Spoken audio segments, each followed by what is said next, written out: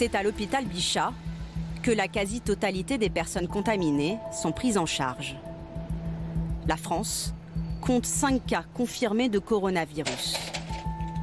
Un homme hospitalisé à Bordeaux et 4 autres à Paris, dont un couple chinois trentenaire et un touriste de 80 ans avec sa fille.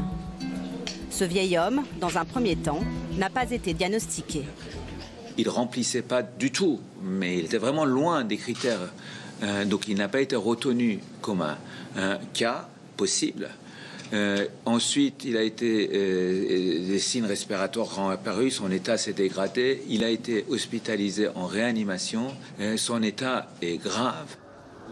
Ce matin, Air France a annoncé suspendre ses vols réguliers à destination et en provenance de la Chine pour 10 jours minimum.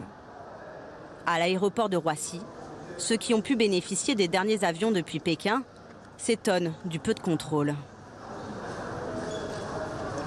On a juste eu un papier nous disant les risques et que si on ne se sentait pas bien, il y avait des personnes médicales qui nous attendaient sur le côté. Mais aucun contrôle de température ou rien. Je pensais qu'il allait y avoir quelque chose un peu plus sévère, vu la situation à Wuhan et en Chine en général. 5 cas de coronavirus et déjà la psychose s'installe.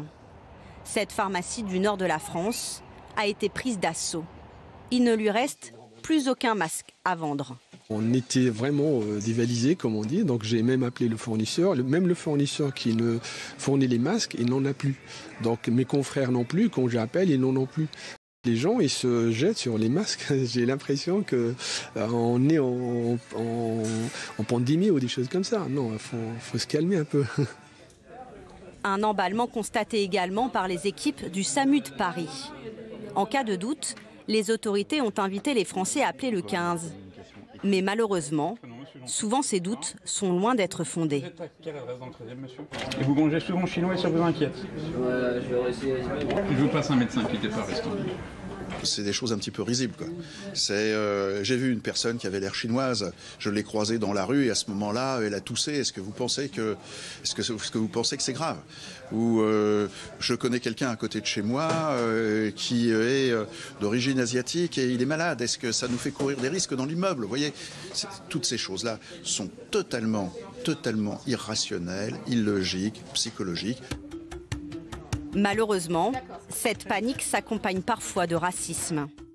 Sur les réseaux sociaux, les Français d'origine asiatique ont lancé le hashtag « Je ne suis pas un virus » pour dénoncer la stigmatisation dont ils font preuve. J'ai pu lire des témoignages de personnes asiatiquetées qui, par exemple, se font insulter et virer du RER par d'autres passagers, ou des personnes qui se prennent des remarques du type « Tu portes pas ton masque ». Une autre qui se fait montrer du doigt par un père de famille qui dit à son enfant « Fais attention au virus chinois ». D'autres préfèrent en rire. Attention dans le métro si vous voyez un asiatique de sexe masculin. 1m70, lunettes, veste bleue et écharpe verte qui tousse et éternue. Ne paniquez pas. J'essaie juste de gratter une place assise. Je ne suis pas un virus. Conséquence directe de cette stigmatisation, les organisateurs du défilé du Nouvel An chinois à Paris ont décidé de le reporter au printemps, car ils ne voulaient pas que ce défilé soit gâché par les insultes.